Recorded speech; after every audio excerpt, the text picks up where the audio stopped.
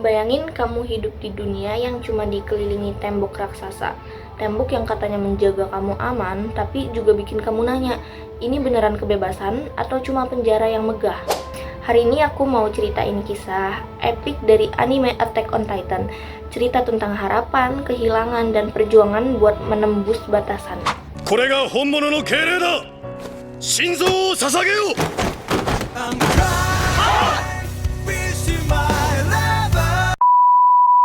Di dunia Attack on Titan, manusia hidup di pulau bernama Paradis, terkurung dalam 3 lapis dinding raksasa. Yang pertama Maria, Rose, dan Sina. Dinding ini setinggi kira-kira 50 meter, dibangun ratusan tahun lalu buat melindungi manusia dari Titan. Bayangin makhluk setinggi gedung yang cuma ingin mengunyah manusia, hidup berdampingan sama kita. Orang-orang di dalam dinding hidup aman, tapi ketakutan. Mereka nggak boleh keluar, nggak boleh tanya apa yang ada di luar. Hidup mereka penuh aturan, rahasia, dan cerita-cerita serem soal dunia yang mereka nggak pernah lihat. Tapi di antara mereka ada yang nggak puas cuma diem.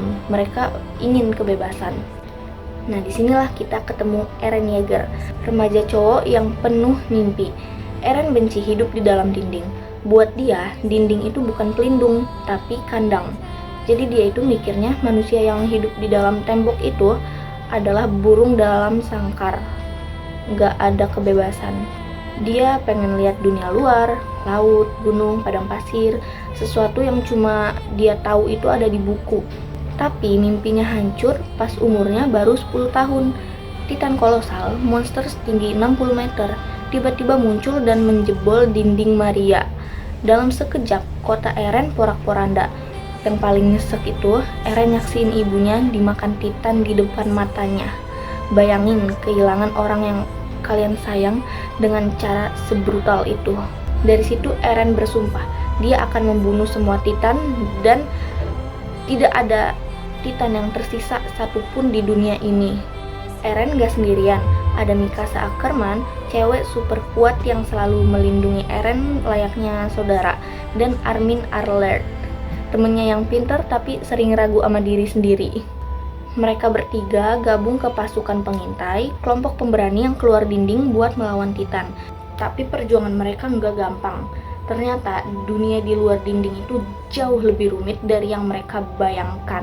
Ada rahasia besar soal Titan, dinding, dan bahkan soal siapa musuh mereka sebenarnya. Apakah musuh mereka hanya Titan? Eren, Mikasa, dan Armin mulai nanya, apa yang mereka perjuangin? Kebebasan atau cuma lingkaran kebencian yang gak ada ujungnya? AOT ini bukan cuma soal aksi dan monster. Cerita ini ngebahas hal-hal yang bikin kita ngerasa nyata. Eren, Mikasa, dan Armin, mereka itu sama kayak kita. Mereka cuma manusia biasa yang nyari makna di dunia yang gak adil. Mereka bertiga ngajarin kita bahwa keberanian itu gak cuma soal lawan musuh, tapi juga lawan keraguan dalam diri sendiri. Buat aku, AOT itu lebih dari cerita tentang perang. Ini itu tentang apa artinya jadi manusia di dunia yang penuh ketidakpastian. Eren, Mikasa, dan Armin, mereka itu nggak sempurna. Mereka buat kesalahan, mereka kehilangan orang yang mereka sayang, tapi mereka tetap bangkit.